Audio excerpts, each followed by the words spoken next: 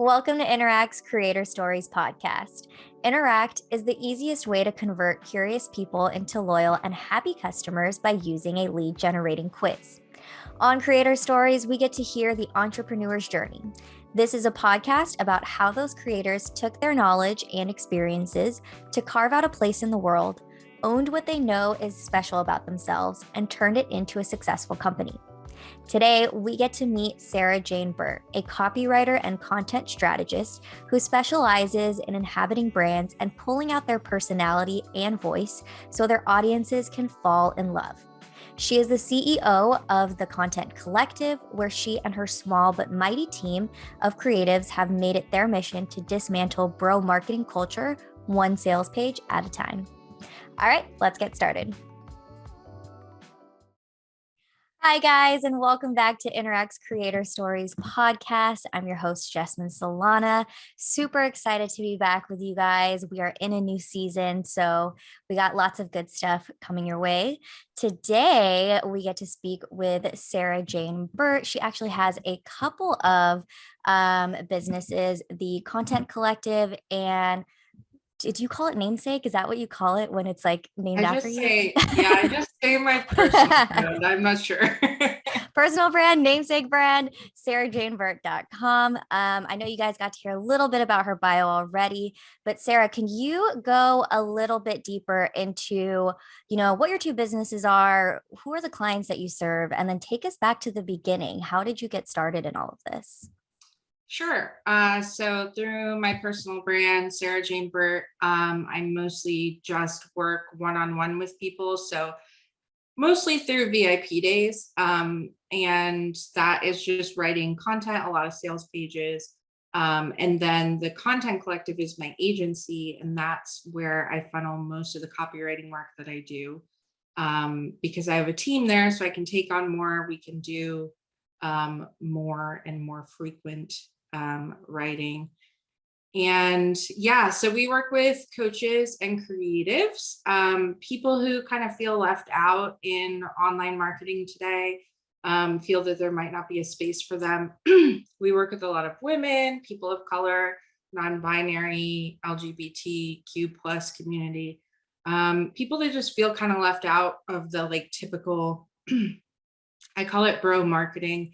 I love that. This kind of bro marketing. They don't like how they don't like the tactics that are used there, and they feel it's not right for them, and they feel kind of left out. And those are the people that tend to gravitate towards this. I love that. And real quickly, I know I asked you to go back to the beginning, but I remember, so when I actually found you, I think it was I was looking through some of our customer quizzes. And I had found your quiz. And if you guys have a second, for those who are listening, check out her website because you're just so honest on there. And it's it feels like you're talking to me. So I guess that really reflects your copywriting skills, which I love because I felt like I knew you before we even hopped on a call. Go ahead. Yeah. So actually a lot of people that end up working with me say the same thing. They're like, I really love your copy. Sometimes it's because they have a similar voice and they're like, I couldn't find a copywriter that was comfortable swearing. Or sometimes it's just that they have a very dynamic, unique voice that no one has been able to capture. And so they get the vibe that I can do that just based on my own voice. So that's definitely how I get a lot of people. They come to me and they're like, I knew that you had to write this for me. I love that. So take us back. How did you get started in copywriting, getting the courage to I'm going to make this my own voice and not do your traditional bro marketing? Yeah. So I actually got started in 2011, which is a long time ago. I feel so old when I say that. I actually feel like 2011 was last year. I know it's weird. So I was in grad school. I was an English major and not really sure what I wanted to do with it. So I kind of just went to grad school because it was free. And I didn't know what I wanted to do, and I didn't want to go out into the job market yet. And I met this guy at a party who owned a tech company, and they did a lot of business with local businesses. So even though they didn't build websites, that wasn't part of their work, they would do it sometimes for like these small businesses in town that have, worked with them for years. So I meet this guy, Paul, and he says, "You're an English major. Do you think that you could write some website content?" And I was like, "Yeah, I can probably do that." And so that was my first kind of dipping the toe into copywriting. I basically had to teach myself how to do it, teach myself SEO. I'm sure that there were like programs back then, but it wasn't like now where you have all this free content where you can learn. I kind of had to just piece it together and learn while doing, which not something I regret. I mean, I learned a lot, but it was definitely harder to learn yourself back then because there just wasn't as many free resources. Right. So that's how I got started as a freelancer. And then after grad school, I worked for different companies. So I worked for marketing agencies. I worked in-house for some companies. I worked like for a real estate company. Recently I worked with IBM. So just like a bunch of different types of businesses. And usually in a copywriting role, sometimes social media or like a management, content marketing management role. But I did that until 2020. Yeah. Nice. Yeah. So I've freelanced since 2011. So I say that my business is over 10 years old. But I didn't start doing it full time until 2020. Wow. Wild. It seems like quite a ride. Yeah. So I guess my question from that is, and I just want to say it's kind of funny because you're not the first person that I've interviewed for Creator Stories where they met someone who asked them to do the job that they're doing now. So it's, Yeah.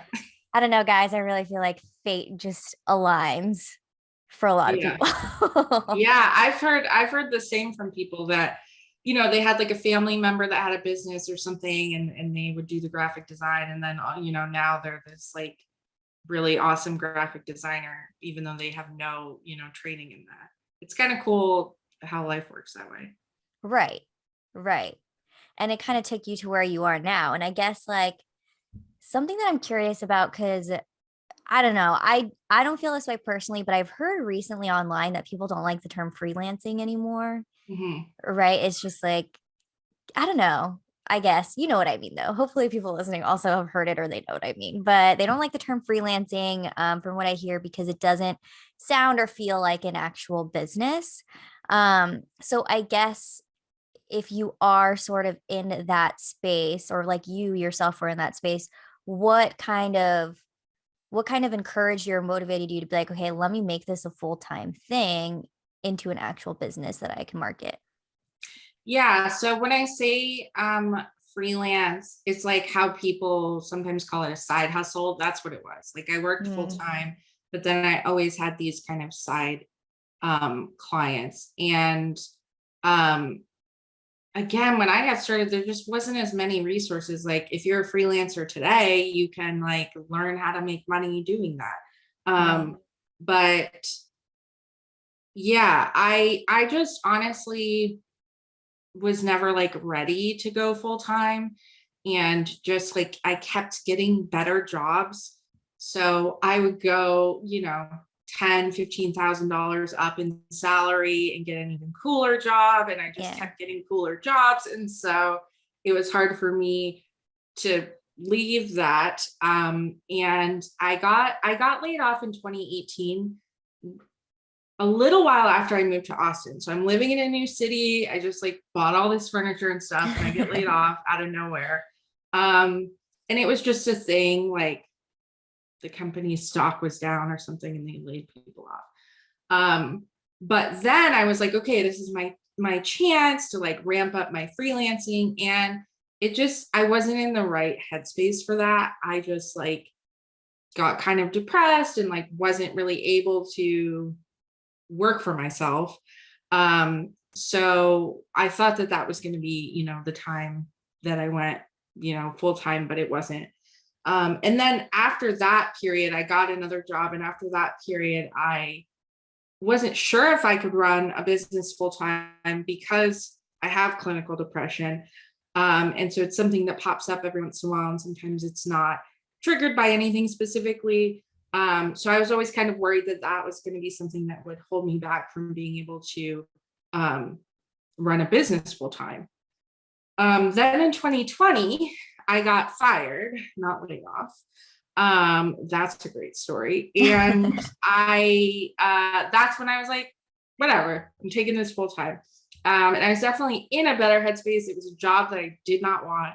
And I was just like, every day I was like, I'm going to quit. I'm going to quit. And my partner was like, you can't quit. So when I got fired, I was like, this is like a blessing in disguise. So I do not recommend that that's how people start their own businesses, like get fired.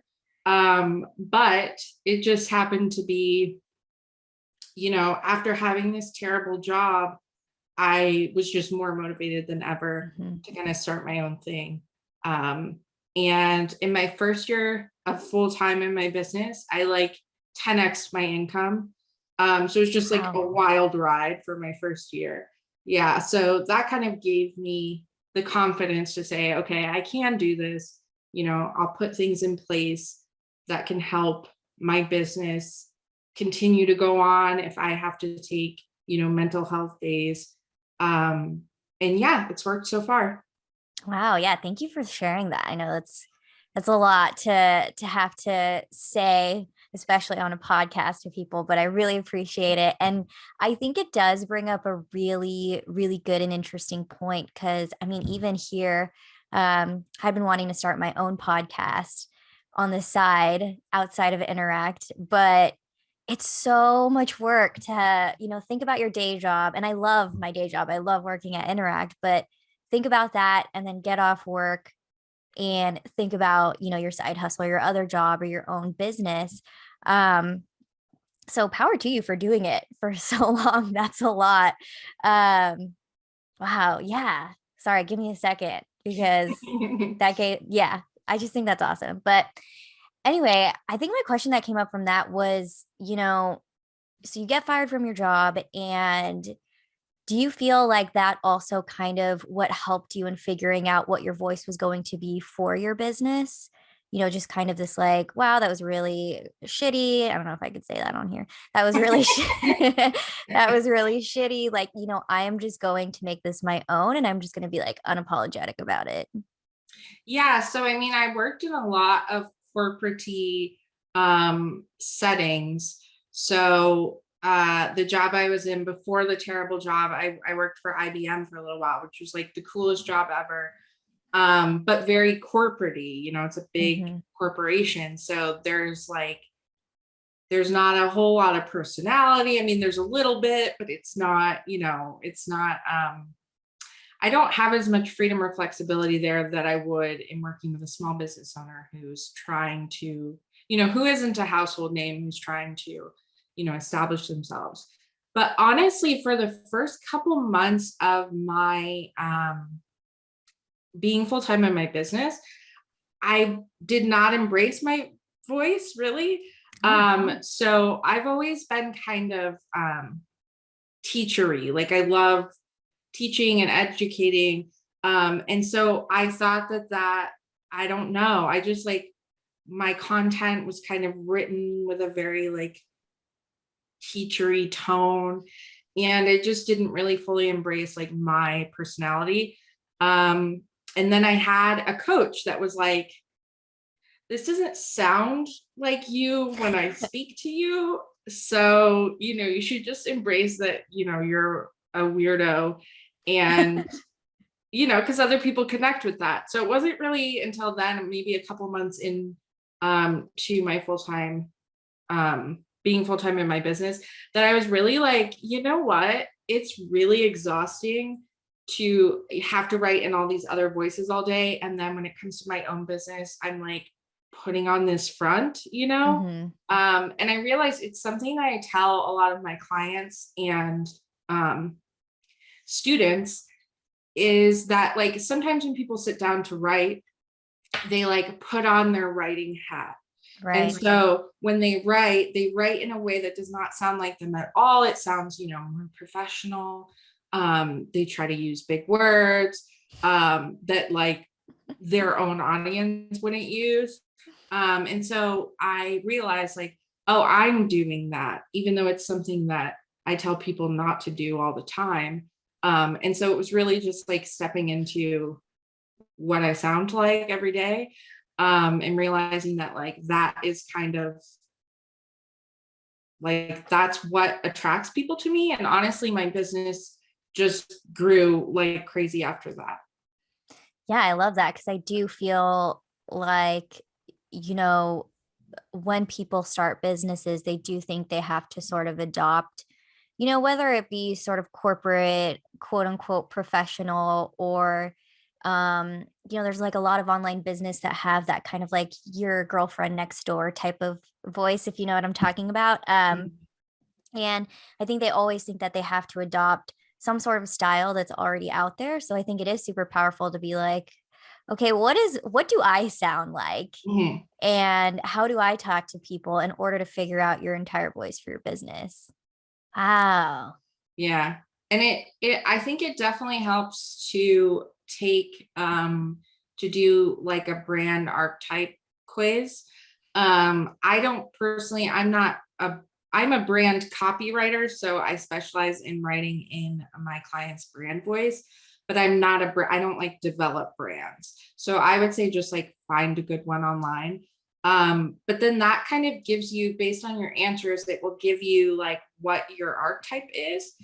And that will kind of help you understand like what people connect with. So like for me, I'm my like primary one is like the rebel, which I think comes through in my content. And then my secondary one is like the person next door. So I'm never gonna be this untouchable, inaccessible brand, because I'm not like that in real life. So I try to be, accessible, relatable, and taking that quiz and like understanding what my archetype was helpful in kind of leaning into that. I love that. I love that a lot. Um, Something I also wanted to ask you, it kind of switches gears a little bit, but earlier you had mentioned that owning your own business now, you have the flexibility to take sort of your own mental health days if you need to. Mhm. And I guess from there, for those who are listening, what is sort of the way that works for you in terms of like, let's say you really need a mental health day, but you have this huge project going, there's a deadline coming up. How do you fit that in there? Yeah, so now it's a lot easier because I have a team. So I have um a like main copywriter on my team who is very flexible, awesome. So I could be like, hey, Makeda, can you do this? And she would do it.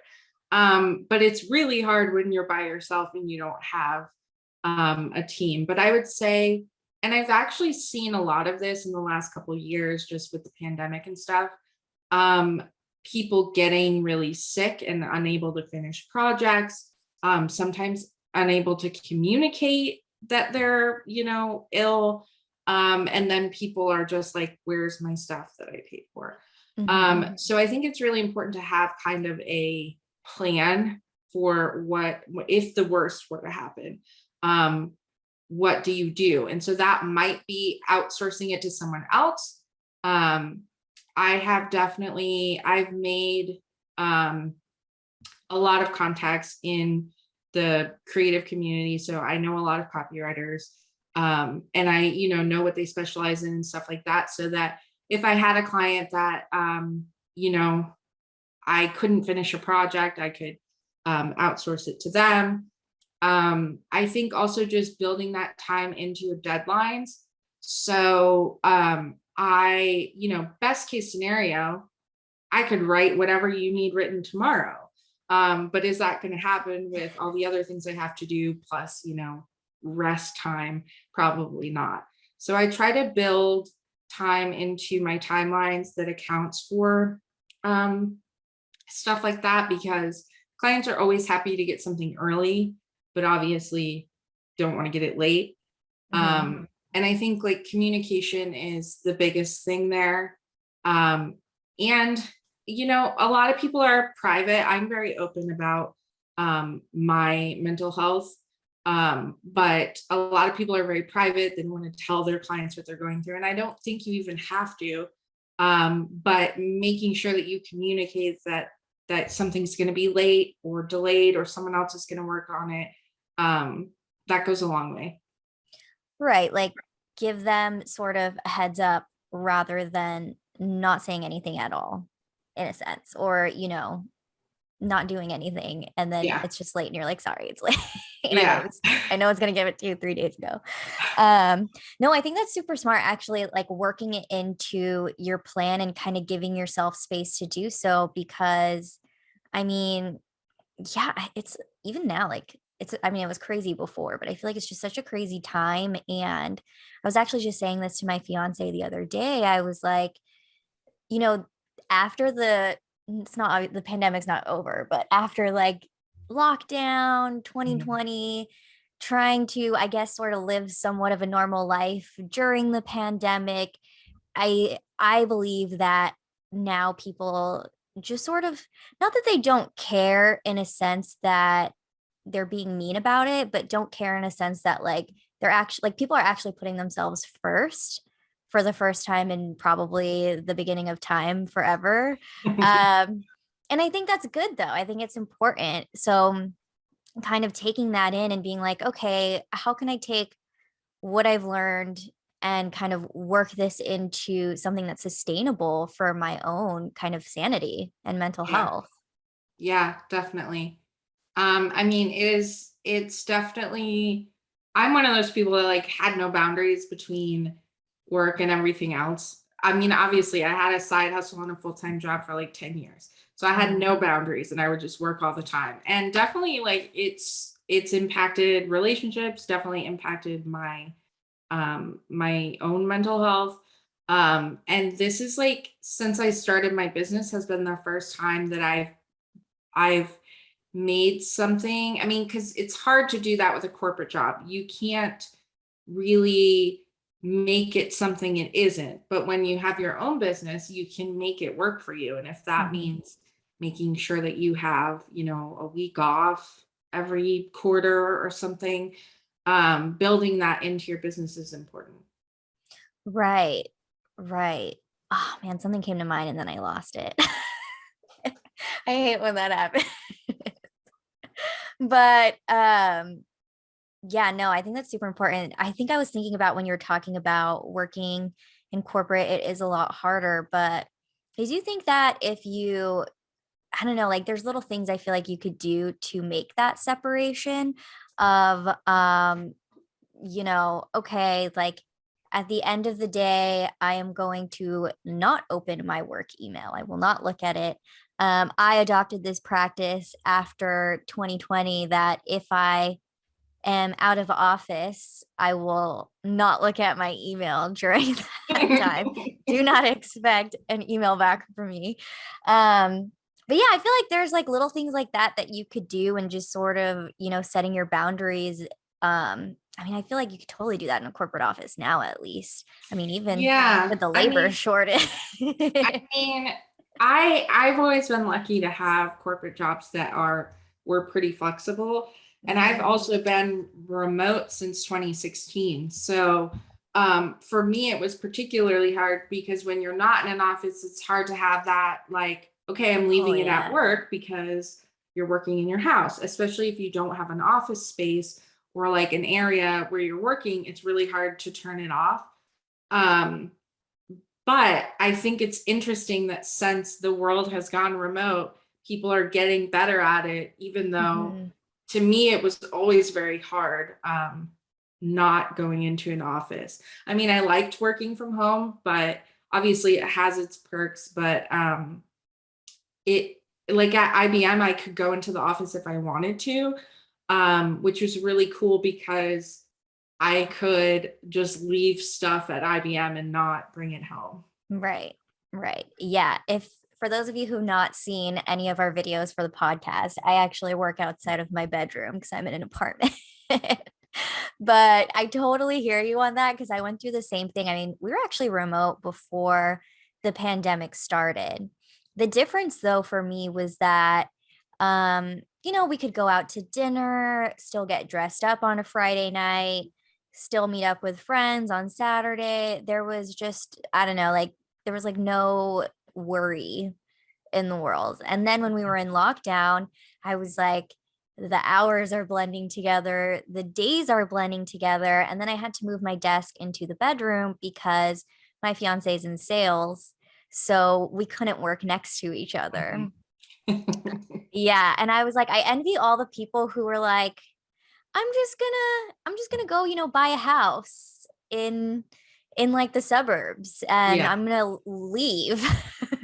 I was like, wow, it must be nice. But yeah, my dream is to have my own office, like my own room in a it's house, I pretty guess. great. It's pretty Yeah. great. So I live in a 3 bedroom, and um having my own office is amazing because I can just like close the door. And my partner and I had the same problem. We were sharing the office, and he's on the phone and in meetings all the time. And so it just became like impossible. Same, yeah. So now he has his own office space, but it's really nice to be able to just like leave and not think about it, um, and be able to close the door, if you're on a call or something. Love I that. actually had a friend during the pandemic that lived in a 1 bedroom apartment with her boyfriend, and they're both in sales. Nice. So it was a struggle. She's like, sometimes I had to take calls from the bathroom, and I'm like, wow, I'm very lucky. Yeah. Yeah, I was lucky enough to at least have space in our bedroom to move a desk into because I mean, I don't know what it is, but I just feel like rooms are so small these days. Yeah. It's crazy. It's crazy. But anyway, I digress. But yeah, no, that's awesome. I think that's super good advice. And I think what's also cool about your story is you slowed down, like not in a bad way, in a way that was like healthy for you. And then you were able to actually make more money because of that. Yeah. Yeah. It was kind of wild. I mean, at a certain point, I had to expand, I had to hire a team because it would get to the point where I was, selling all of this content, and then the next month I had to deliver it, and it was like a lot of work. Um, but yeah, it's interesting how when you start to get more picky in terms of what clients do you want to work with, what clients do you not want to work with. As a freelancer, I took pretty much any job at first to get experience and then just to have extra cash. And now that's not something I have to do, luckily. I raised my prices, and it's just like the more picky I got, the more maybe picky is not the right word, but the more particular I got Mhm. about the projects and types of clients that I took on, the more money I made. Yeah, I think that's a great point because I don't know that I feel like especially in America, there's this history of, you got to keep going, you got to say yes to everything, you got to do the work, it doesn't matter. And then you also have to provide like this great service and it has to be awesome and, A plus effort. But if you sort of kind of I don't know, I guess in an easier sense, it's kind of figuring out what your niche is. But Mhm. if you really identify what that looks like, what you actually enjoy doing, then the work will just come naturally. Yeah, definitely. I mean, I'm one of those people that's always kind of been like very versatile when it comes to copy. So when people would ask me, you know, well, why don't you like narrow down the types of copy that you write? And I'm like, I would get so bored. Like there are people that just write sales pages and they write amazing sales pages, but I would just get bored if I wrote sales pages all day. So I knew I wasn't going to niche down there. And so then it came to like, who do I actually want to work with? Like, I worked in corporate, I was mostly in tech, and I didn't really particularly like that stuff. I mean, some tech is cool, right? So I worked for an Internet of Things company, like connected things. And that was cool, but like cloud computing's not super exciting. But I gravitated toward that work because I'm really good at explaining complex things in plain language. And so I thought, how do I niche in a way that like I can use that skill?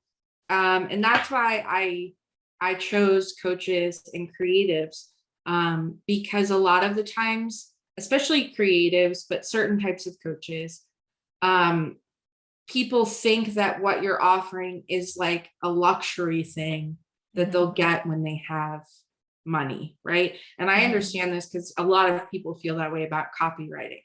So people think, okay, well, I'm not going to create a brand or, build a website or whatever, until I have $10,000. But the thing they don't understand is that like having those things, having a website that shows that like, hey, you're a legit person, on the internet, actually helps you make more money. But people like photographers, like how do you put an ROI on beautiful wedding photos? Like you don't, they're not worth a certain amount of money. And so I found that a lot of creatives have a hard time explaining the value or like communicating the value of what they do, even though what they do is very valuable. But also sometimes have a difficult time like differentiating themselves, because they don't have the language to communicate what makes them unique. And so, so I started working with creatives and mostly coaches that like, again, you can't really put an ROI. So a business coach could be like, I'm going to help you make $10,000 next month. But like a mindset coach or like a fitness coach or something, you can't really put a dollar value on that. So I like it. It's like a puzzle for me to figure out like, how do we communicate the value? But I think it just came from like a decade of being a creative and not being appreciated or taken seriously. And so now I want to make sure that people are. Right. I love that. And also not having the same resources that a lot of people have these days. Yeah, I love that. definitely. I love that you called it a puzzle too. That like gave me the chills. I was like, whoa, you are a copywriter. Oh man. Well, Sarah, thank you so much for sharing your story with us today. I do have two questions that I like to close out with if you're up for it. Yeah. Sweet. So second to last question for you. What are three things that most people would not know about you? So I'm very open, so people probably already know this stuff, but I guess I'll pick three interesting things. Love it. So prior to the pandemic, I threw axes competitively. Whoa. Yeah. So when I first moved to Austin, I went to an axe throwing place with some friends, and the person who was like our coach was like, hey, we have a league if you want to join. So I joined this league with my friend Karen, and threw for like a year. The seasons are like eight weeks.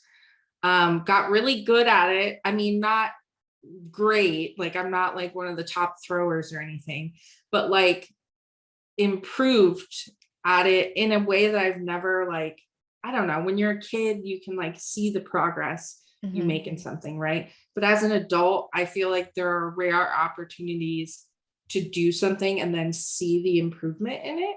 And so and it's bizarre because it's just like this strange group of people. There are a lot of like dads and a lot of hipsters coming together to drink beer and throw axes. I gotta say, I did axe throwing once. and I was terrified. And when I say once, I literally only attempted to also throw it one time because I was so Oh scared it was no. gonna. Have you guys, or well, I'm saying guys, because for those who are listening, have you seen that video? It like circulated on Facebook. I don't even remember what year it was, but this girl throws it and it hits like the I don't know, like the wood and not the board, and it bounces it back at Yeah. her. Oh my God. And I'm short, so I'm like, okay, mine's more likely to go down that way. So anyway, terrified. Well, Wild. I will say, I have to say this because the axe throwing community was all up in arms about that video. Um, that's a very rare occurrence. There are some Okay. reasons why might have happened in that particular video, like depending on what they use on the ground, if they have rubber on the ground or Mm. whatever. Um, some axe throwing places like don't have someone there with you to like make sure you're not hurting yourself. The place that I go to, you always have somebody there. Oh, that's Um, nice. but yeah, it's not inherently dangerous. And people in the axe throwing community say that axes are tools, not weapons. Love So, that. and whenever I tell people I throw, they're like, oh, so you'd be great in a zombie apocalypse. I'm like, probably not. They'd have to be a certain distance away. Yeah. And you'd have to like get information Right. before you like, all right, zombie, just wait over there. Yeah. All right, lay the last two on me. All right. So I have seen every episode of Law and Order SVU Wow. in order. So I watched, episodes as a kid, and then one year I was like, I'm gonna watch it all this year. And there's like 20 something seasons. Yeah, Um, there's a lot. yeah, and I think like I really like true crime stuff, and I think Mhm. that's kind of where my love of true crime was born, just like watching Law and Order. But yeah, it's an interesting experience to see how woke they get with each new season. Oh. So, like in the first couple of years, they would use language that we would not use today to refer to like sex workers and stuff. Mm-hmm. And just each season, their vocabulary becomes different. Ice-T's acting gets better with every season. Definitely a challenge that I recommend everyone watch every single episode I of do Law love and Law and Order. Order, but I've never like seen every single episode. But I think what also the appeal of it is it follows the same formula every episode. Yeah, And I think like there's something in that because you're like, okay, I know what's coming next. yeah, yeah. And I like that they have this kind of bigger storyline, and that like the main character is a woman. Like, I don't know, Right. that's appealing to me as well. A lot of the times women get kind of the short end of the stick in true Mm-hmm. crime. So Right. Right. yeah. And so the last thing, which anyone who follows me on Instagram knows, I have a special needs dog named Mm. Ralphie. He's a dachshund, and he has IVDD, which is a disease of the spinal disc. So he has a little wheelchair, Mm. and he gets around just fine. He does not care that his legs don't work right. But this was a big thing that happened to me last year, that I was so lucky I had my own business, because he had to have surgery that was very expensive. It's almost like having a newborn when he came back from the hospital. Right. He had a catheter. I had to like carry him everywhere. So, but yeah, I love him so much. And my community on Instagram was very supportive. They were always like, how's Ralphie? Where's Ralphie? Which I loved. Yeah, that's amazing. I have always wanted a dachshund. I actually have, she's a mutt, but I was like, is she in here? She is a Yorkie Shih Tzu, but Oh wow. yeah, Cute. she's so feisty. She's kind of scary. Yeah, well, I have two dachshunds, and my sister has two dachshunds. And they're stubborn, but they're sweet to Mhm. like their person, like they're very sweet and loyal to their person, but not necessarily anyone else. Oh, yeah, I've always wanted one. I used to like love wiener dogs, but I was like, I wish they were just like a little smaller. And then I discovered dachshunds and I was like, whoa. Yeah, so I have Ralphie's actually a mini, so he's only 10 pounds. Wow. Yeah. And then my other dachshund I found out from the dog DNA test is part mini dachshund, part Doberman. Whoa. Like not miniature pincher, but big Doberman. And Yeah. it explains a lot about her. Wow. Awesome. So my last question for you is, if you could give yourself a single piece of advice at the start of it all, what would it be? It would probably be to like just do the thing that you want to do. I mean, I basically waited 10 years to like go all in on my business. And not that I regret any of the time before that, because every place that I worked, I learned so much. And I see that now in people who went straight from, college to copywriting. They don't necessarily have the same like marketing background. Like I know a little about a lot. But I wish that I would have tried sooner, because there is no perfect time. I mean, the only reason that I finally did it was because I got fired. So yeah, if I could go back in time and talk to, 20-year-old Sarah, I would tell her, just do it. I love that. I love that a lot. And before I do forget, can you tell everyone where they can find you online? Yes. So you can go to sarahjaneburt.com. That's Sarah with an H. Or you can find me on Instagram. That's where I spend most of my time. And it's sarah.jane.burt. And you'll see plenty of pictures of my dogs.